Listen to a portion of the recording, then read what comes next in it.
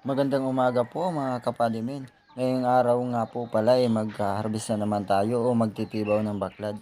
Ang baklad pala po mga kapadimin araw-araw po yan kinukuhaan ng laman. Kasi po ang baklad ay nakaumang lang po yan dyan sa dagat. Kaya sa tuwing umaga o kaya sa tuwing gabi, kinukuhaan natin ito ng laman o kaya yung huli niya. Habang nga po kami ay papaalis na, dumaong naman yung aking tito na katulad din natin na nagbabaklad mga kapadimin. Ano yan, boy? Katang talaga? Ano, sa bubok?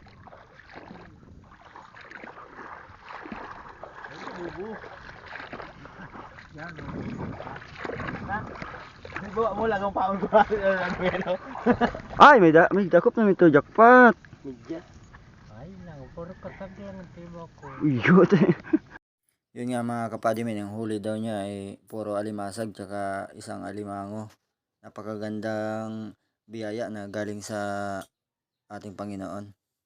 Napakahiwaga talaga ng dagat mga kapadimin. Hindi mo alam kung kailan ka bibigyan ng magandang huli. Kaya dapat matyaga ka sa hanap buhay na ito.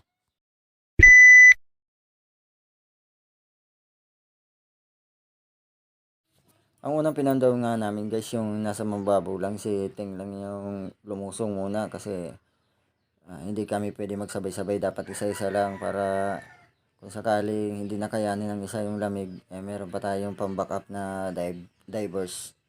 Yan, sa paglusong nga niya mga kapadimin, mga alimasag yung nakukuha niya. Yan. Medyo ginaganahan siya dyan mga kapadimin manghuli kasi yung alimasag ay medyo tabi-tabi lang sa ilalim. Hindi siya nahihirapang maghanap pa ng mga alimasag.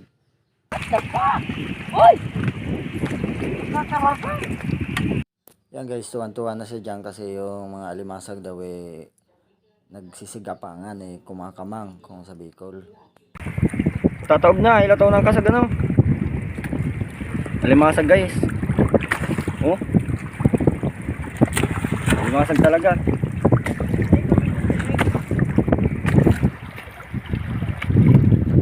Yan guys oh. Alimasag oh. Oh. Laki oh. Ang galing talaga.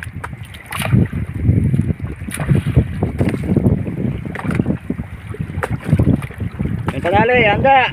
Ihanda ang panali. Pagkatapos nga magpandaw namin dito guys, ay meron kaming na-discover. Yan.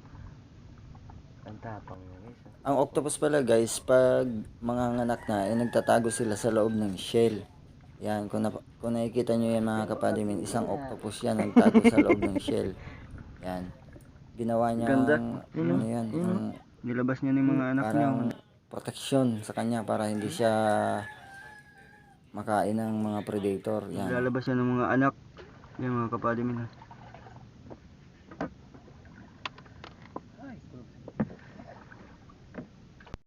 Pagdating naman natin dito sa laot guys, meron na naman tayong isa pang nadiskubre. Meron tayong bisita. Alam niyo ba kung sino? Isang pawikan lang naman mga kapadimin. Napakagandang pawikan, napakalusog, napakalaki, napakataba. Ayan mga kapadimin. Yan yung nahuli mga kapadimin, pinapawalan yan. Ayan si Topak.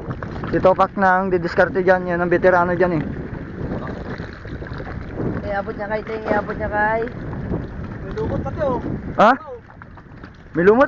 Uy, uy, may pusit. May kasamang pusit. Inahabol niya yan eh. Ano sila kinakan? Ayun, Ayun oh.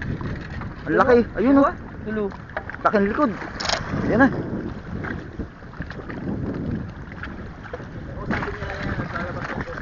Ayun guys oh. Ang laki oh. Ang ina. Ito ka boss oh. Okay. Diling man hindi. Ang laki oh. Ayaw mainit ito, balday. Ayun oh. Ayun oh. Ayun oh. Lumulutang na guys oh. Wow.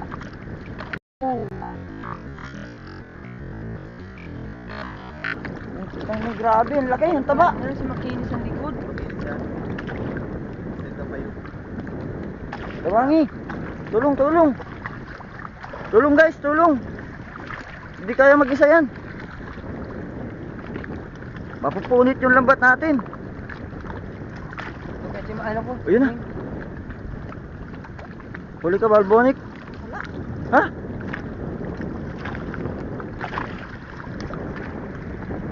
Yan guys, pag may pusit, kinakain niya ng ano eh, pawikan. Ang laki.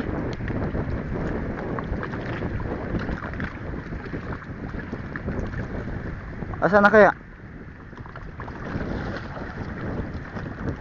Lumubog na mga kapadimin. Yun, ang huli niya na yung pusit. Ilang peraso? Ang laki oh. Yan. May pusit. Ilalabas lang yung ano. Laking pusit oh. Grabe to guys, bumuka ng repolyo. Ilalabas lang yung Dapat ba ako? Yo. quick. Kaya po tayo sa may luong. Yo. Tik lang kaya. May luong. Ano lang guys, mag ano lang tayo. Yan guys, lalabas na. Ayun, pagkakod pala si Niyo pa di men. Hinawakan lang. Ayan na, asa na? Ayun o. Ayun. Ayun o. Ang laki. Ayun. Uli Ang na. bilis. Ito na. Lumigan to ah. Galing ah. Tirano, nagpakawala ng ano. Very good, very good. Very good, Katopak. Kaya sa pag-uwi namin mga kapadimin, kahit unti lang ang huli natin, napakasaya namin kasi meron tayong mga natulungan na namumuhay sa karagatan mga kapadimin.